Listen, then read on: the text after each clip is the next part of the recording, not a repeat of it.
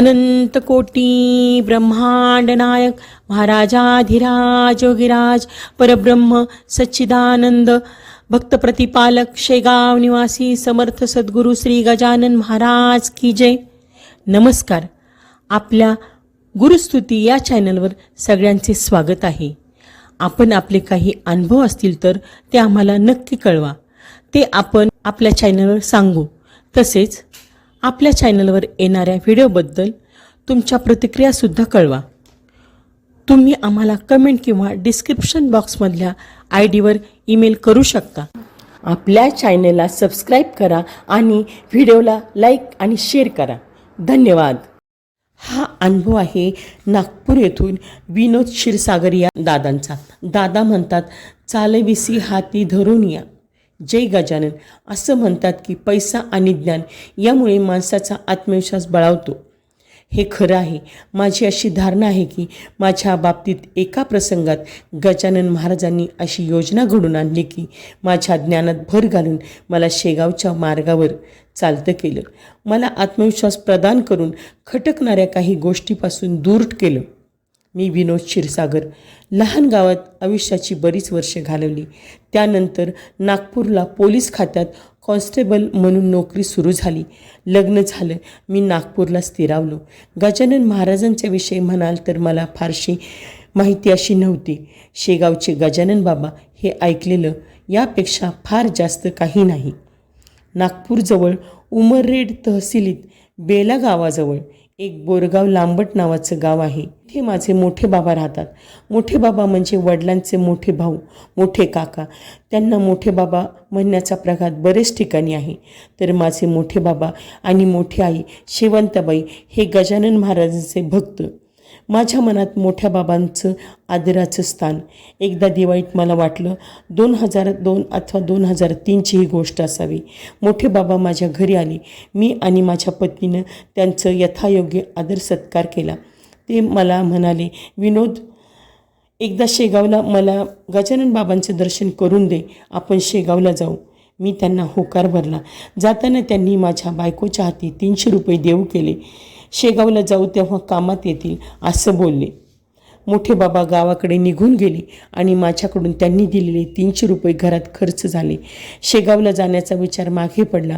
अधूनमधून त्या विचाराने डोकं वर काढलं, पण मनात विचार यायचा, रिक्षा करून स्टेशनवर जा, तिकिटाचा खर्च, शेगावला राहण्याचा, जेवणाचा खर्च, सगळं कसं व्हायचं? त्यातून पगार फार जास्त नाही. या सर्व विचारांनी मग मनावर दडपण येऊन तो विचार मी टाळू लागलो. मोठ्या बाबांशी बोलणं टाळू लागलो. त्यांना माझं वागणं चमत्कारिक वाटू लागलं. यात बरेच महिने निघून गेले. इसवी सन 2004ची गोष्ट. माझी बदली ट्रॅफिक डिपार्टमेंटला झाली. ट्रॅफिकमध्ये काम म्हणजे वेगवेगळ्या चौकात वेगवेगळ्या वेळी ड्युटी लागणार. तो डिसेंबर महिना होता. कडाक्याची थंडी पडली होती.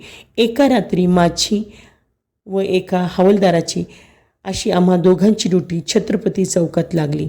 कामाचं स्वरूप होतं, हेवी व्हेकल्स, ट्रक वगैरे रात्री शहरात शिरण्यावर बंदी असल्याने त्यांना प्रतिबंध करणे. आम्ही रात्री 10च्या सुमारास तिथे आलो. रात्री तशी रस्त्यावर वर्दळ कमी असते, त्यातून थंडी खूप, म्हणजे रस्त्यावर जणू कर्फ्यूज. तेव्हा चौकात फ्लायओव्हर होता. आम्ही दोघांनी तिथे खाली शेकोटी पेटवली.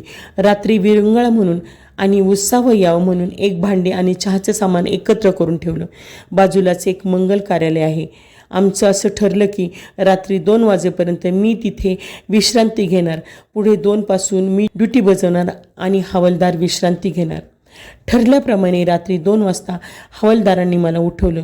मी माझ्या ड्युटीवर रुजू झालो. रात्री 2:30 वाजताची वेळ. सुनसान रस्ता, धुकं पडलेलं. दुरून मला एक ट्रक येताना दिसला. बॅरिकेड्स असल्यानं ट्रक जवळ येऊन थांबला. मी ट्रक इकडे कसा असा प्रश्न ड्रायव्हरला केला आणि ट्रकमध्ये काय सामान आहे याची चौकशी केली. ड्रायव्हरने मला विनंती केली की समोर मोक्षधाम घाटावर लाकडं द्यावायची आहे. माझ्याजवळ दुसरा पर्याय नाही. मला जाऊ द्या. उद्या लोकांची गैरसोय व्हायला नको. मी क्षणभर विचार केला. त्याला म्हटलं, ठीक आहे, 2-4 लाकडं इथे शेकोटीजवळ टाक आणि तू जाऊ शकतोस. त्याला बॅरिकेड्स बाजूला करून मार्ग करून दिला. ट्रक समोर निघाला. पुन्हा मी एकटा तिथे उरलो. एक लाकूड शेकोटीत सरकवलं. चांगला जाळ झाला. मी हात शेकत शेकोटीजवळ बसलो. रात्रीचे 3:15 वाजले असावेत. अचानक तिथे एक सायकल रिक्षा आली. एक पोक्त माणूस ती रिक्षा चालवित होता. तो जवळ येऊन थांबला.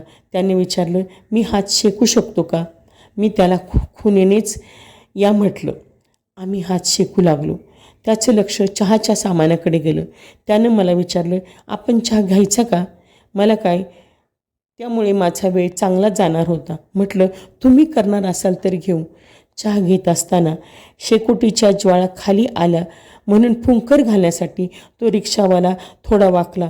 तेव्हा त्याच्या शर्टच्या खिशातून एक रेल्वे तिकिटासारखा कागद खाली पडला. मी हाती धरून पाहू लागलो. ते नागपूर ते शेगाव रेल्वे पॅसेंजर तिकीट होतं. ₹26. तिकीट माझ्या हातात असतानाच तो म्हणाला, मी शेगावला असतो. तुम्ही कधी शेगावला येता की नाही? काही फार जास्त खर्च येत नाही. पाठी इथून पॅसेंजर सुटते. तिनं निघायचं. आपला जेवणाचा डब्बा सोबत करून घ्यायचा, म्हणजे जेवणाचा खर्च नाही. संध्याकाळी पुन्हा पॅसेंजरनी परत आलं की राहण्याचा खर्चही नाही. बरं, मंदिरात काही पैसे द्या असं काही गजानन बाबा म्हणत नाही. भाव महत्त्वाचा असतो आणि तिथे जाण्याची मनापासून इच्छा पाहिजे बस. बाकी सर्व गजानन बाबाच करतात. एवढं बोलून तो उठला. मला म्हणाला, बरं मी आता निघतो. मग बाजूला पडलेली लाकडं पाहून म्हणाला, अरे ही लाकडं मी घेऊन जातो. तुमचं काम तसं बी झालंच आहे आणि माणसानं जादा मोह ठेववी नाही. त्यानं लाकडं रिक्षात ठेवली. रिक्षा चालवीत तो पुढे निघाला. 40-1 फूट रिक्षा समोर गेली असेल आणि अचानक रात्रीच्या त्या धुक्यात रिक्षा दिशेनेशी झाली. ते पाहून रात्रीच्या त्या थंडीतही माझी थंडी पार नाहीशी झाली. आपण शेगावला जाऊ शकतो हे ज्ञान मिळाल्यामुळे आतमध्ये निर्माण झालेल्या आत्मविश्वासाची ती ऊब होती. माझ्या मनाने निर्णय घेतला की मोठ्या बाबांना व आईला गावाहून बोलून घ्यायचं आणि उद्या पहाटे 4 वाजता शेगावसाठी स्टेशन गाठायचं. पहाट होत आलीच होती. मी हवालदाराला जागं केलं. त्यांना सांगितलं, उद्या मी ड्युटीवर येणार नाही. माझी सुट्टी. मी शेगावला जाणार. मी इकडे घराकडे निघालो. वाटेत एक ऑटो रिक्षा दिसली. योगायोगाने ती रिक्षा मी आधी केव्हा तरी चालन केली होती. त्याला उद्या पहाटे 4 वाजता घरी येणार का म्हणून विचारलं. पैसेही विचारले. म्हणाला ₹50 घेईन. खिशात पैशासाठी हात घातला. फक्त नेमकी ₹50ची नोट होती.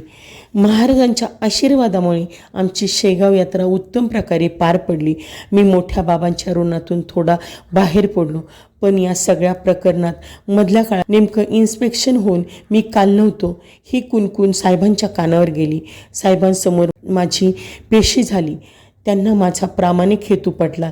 त्यांनी विचारलं, तू शेगावला जाऊन आला, याला पुरावा काय? म्हटलं, सोबत 2 प्रसादाचे लाडू आहेत, एक घरच्यांच्यासाठी, एक मित्रांच्यासाठी.